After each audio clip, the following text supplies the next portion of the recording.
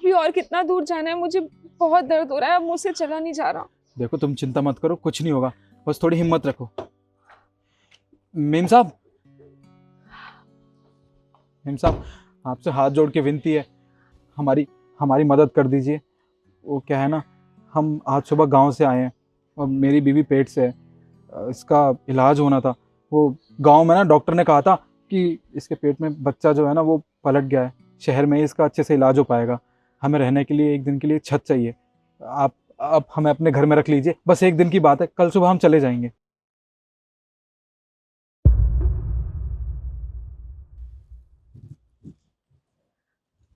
आप लोग बैठिए, मैं पानी लेकर आती हूँ। जी।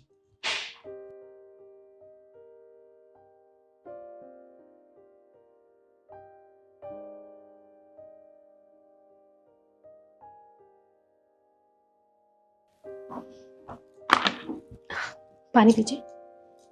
लो।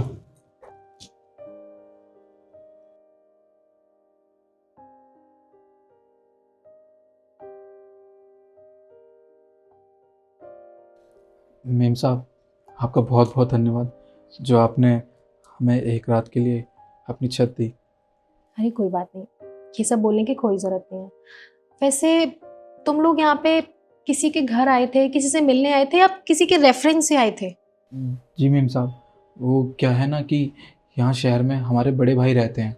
जब हमने उन्हें अपनी बीवी के बारे में बताया तो उन्होंने कहा कि यहाँ शहर में आ जाओ, यहाँ बहुत अच्छा डॉक्टर है। अब वो उनके जान पहचान का है, यहाँ मेरी बीवी का इलाज अच्छे से हो जाएगा। इसलिए हम आज सुबह की बस से यहाँ शहर में आ गए। तो फिर आप लोग उनके पास क्यों नहीं गए? मेम साहब, क्या है कि उन्होंने हमें अपना पता दिया था, पर हम लोगों से ये पता दिखा रहे हैं तो वो कह रहे हैं ये तो यहाँ का है ही नहीं, ये कहीं बाहर का है। अब हमें समझ नहीं आ रहा, अब क्या करें। आप लोगों को एड्रेस नहीं मिल रहा, ये तो मुझे समझ में आता है, क्योंकि आप लोग गांव में रहते हैं, आपको शहर के बारे में कुछ पता नहीं है। पर यहाँ के लोग मना कर रहे हैं। आप एक बार मुझे दिखाइए एड्रेस। जी,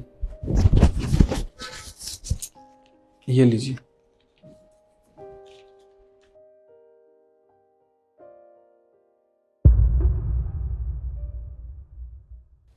क्या हुआ मेम साहब? यहाँ के लोग आपको बिल्कुल ठीक कह रहे हैं, ये एड्रेस गलत है। ये एड्रेस आपके भाई ने दिया आपको?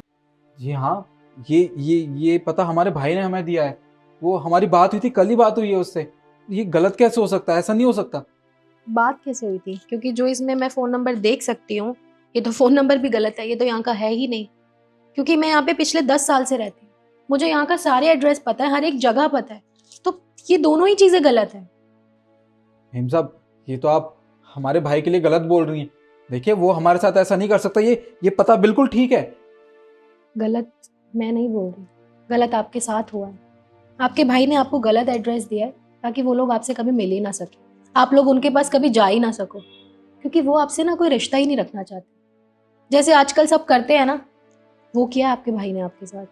वो शहर में आ गया ना, क्योंकि अरे शहर में आके तो सब बदल जाते हैं।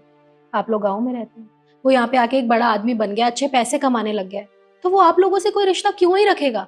इसलिए तो उसने आपको गलत एड्रेस दिया, ताकि आप लोग यहाँ पे कभी आ ही ना पाओ, उनसे मिल ही ना पाओ। इसका मतलब भैया ने हमारे साथ धोखा किया है, पर उन्होंने फिर हमें यहाँ बुलाया ही क्यों?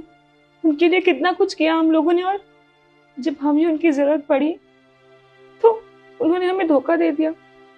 वो ऐसा कैसे कर सकते हैं हमारे साथ? वैसे आप पढ़े लिखे हैं? नहीं मेम साहब, हम बिल्कुल पढ़े लिखे नहीं हैं। गांव में खेती बाड़ी करते हैं।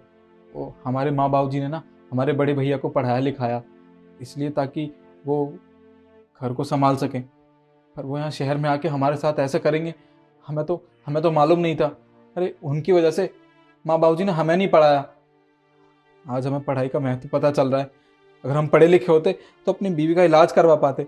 अब समझ नहीं आ रहा करे तो करे क्या। और आपकी बीवी, ये भी पढ़ी लिखी नहीं है?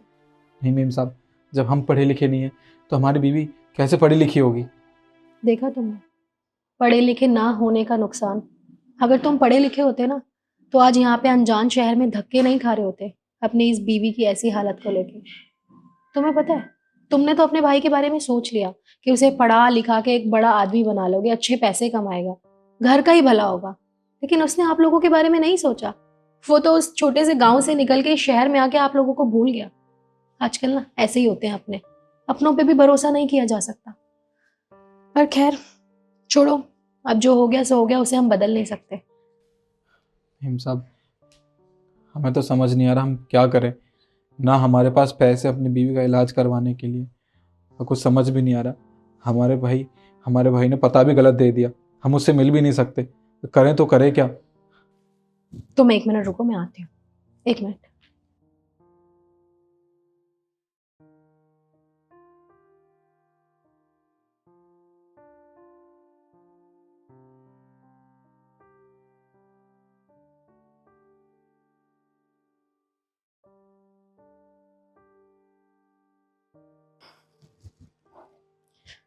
ये लीजिए, ये पैसे रखिए और अपनी बीवी का इलाज करवाइए।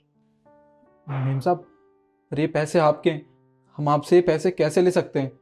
हमारे पास तो आपको वापस करने के लिए पैसे भी नहीं है, और इतना पैसा जमा करने के लिए तो बहुत टाइम चाहिए। कैसे करेंगे हम? तुम कैसी बातें कर रहे हो?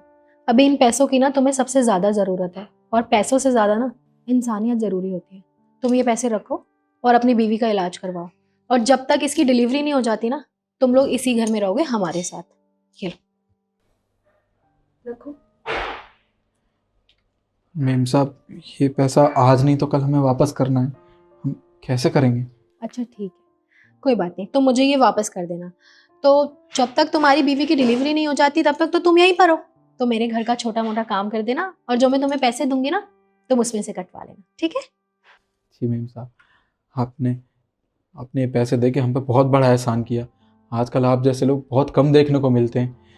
एक तरफ मेरा सगा भाई, जिसने अपने छोटे भाई की बिल्कुल परवाह नहीं की, और आप पराये होने के बावजूद भी हमारी इतनी मदद कर रहे हैं। कोई बात नहीं, तुम्हें इतना सोचने की जरूरत नहीं है। कई बार बुरे लोग भी ना एक बहुत अच्छी सीख दे जाते हैं। बाकी तुम लोग आराम करो, मैं तुम लोगों के लिए कुछ खाने के लिए भिजवाती हूँ।